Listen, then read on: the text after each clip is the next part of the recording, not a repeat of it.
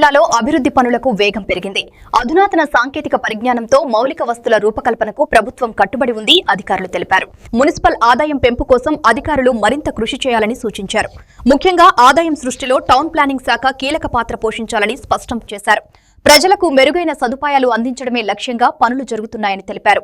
ఇక చెత్త నిర్వహణలో భాగంగా కీలక నిర్ణయం తీసుకున్నారు. తిరుపతి సమీపంలో సుమారు 100 కిలోమీటర్ల పరిధిలో చెత్తను సేకరించి పవర్ జనరేషన్ ద్వారా సద్వినియోగం చేసే ప్రణాళికను రూపొందిస్తున్నారు. గత ప్రభుత్వంపై తీవ్ర విమర్శలు వ్యక్తం చేస్తూ సరైన అవగాహన లేక చెత్తను సద్వినియోగం చేయలేకపోయారని పేర్కొన్నారు. 53.24 కోట్లతో టెండర్ పిలిచాం. వాటర్ అవి జరుగుతూ ఉన్నాయి. అయితే వాటర్ ఇచ్చిన తర్వాత అది యూజ్డ్ వాటర్ అంటే బాత్రూముల్లో, టాయిలెట్స్లో, కిచెన్ నుంచి మళ్ళీ వాటర్ బయటకు వస్తుంది. దాన్ని ట్రీట్ చేసి బయటికి పంపించకుండా, ట్రీట్ చేయకుండా డైరెక్ట్గా మళ్ళీ కెనాల్స్లో వదిలితే దానివల్ల అనేక రోగాలు వస్తాయి. అందుకని గౌరవ ముఖ్యమంత్రి గారు ప్రతి నీటి బొట్టుని, యూజ్డ్ వాటర్ని ట్రీట్ చేసి పంపించాలంటే ఈరోజు ఈ యొక్క మున్సిపాలిటీకి, చిత్తూరు మున్సిపాలిటీకి ఎస్టీపీలు పెట్టాం. ఆ ఎస్టీపీలకి అమృతలో 20 అదర్స్ దాంట్లో కలిసి 39.21 కోట్లు, అమృత్ అండ్ స్వచ్ఛ భారత్ ఈ రెండిట్లో కలిసి 39.2 కోట్లతో శాంక్షన్ చేశాం. అవి కూడా టెండర్లు అయిపోయినాయి. వాటిని కూడా వర్క్ టేకప్ చేశారు. అవి కూడా కావాలంటే 2 years పడుతుంది.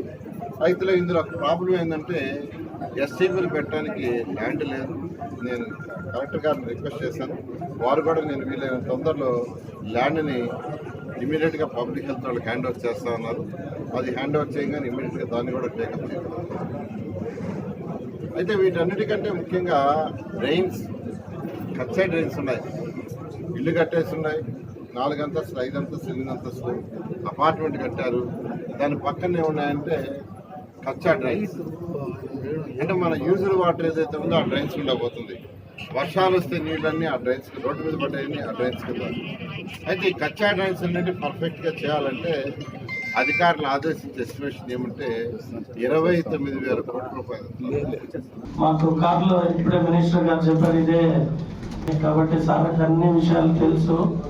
అయితే మేము పొద్దున్నే ఏం చూపించామంటే చిత్తూరులో రోడ్స్ వైడనింగ్ కావాలి, అప్పుడే అభివృద్ధి చెందుతుంది అని. సో మనం మన ప్రయత్నంగా ప్రజలను ఒప్పించి ఏదైతే రోడ్ వైడనింగ్ చేస్తున్నామో దానికి కొన్ని నిధుల సహకారం కోరాము. సార్ కూడా దానికి సానుకూలంగా స్పందించారు. చూసిన తర్వాత చేస్తున్నాం కాబట్టి ఊర్లో నీటి సమస్య ఎక్కువ ఉండేది. నేను వచ్చిన తర్వాత 40 కోట్ల దాకా వేసాము. మధ్యలో భారీ వర్షాలు పడినప్పుడు నీవా నది నుండి నీళ్లు అతి ఎక్కువగా ప్రవహించిన ప్రాంతాల్లో అంతా కూడా సందర్శించి ఉన్న ఇష్యూస్ అంతా కూడా అప్పటి పరిస్థితుల్ని మన ముఖ్యమంత్రి గారి దృష్టిలో పెడితే నీవా నది కాలువని కూడా శాంక్షన్ చేయడం జరిగింది. ఫైనాన్స్ క్లియరెన్స్ కోసం కొద్ది ఆగి ఉన్నాము. సో అది కూడా ఇవాళ చూశారు మంత్రి గారు. ఖచ్చితంగా వీటన్నిటిపైన ముఖ్యమంత్రి గారి దృష్టిలో పెట్టి మన చిత్తూరుకి స్పెషల్ ప్యాకేజీలు కూడా నేను అడగడం జరిగింది. మంత్రి గారు ఖచ్చితంగా చేస్తారు. ఎందుకంటే చూశారు అభివృద్ధి ఎక్కడైతే జరుగుతుందో అక్కడ పుష్ చేయడానికి నిధులకి ఐడియాలు ఇచ్చారు.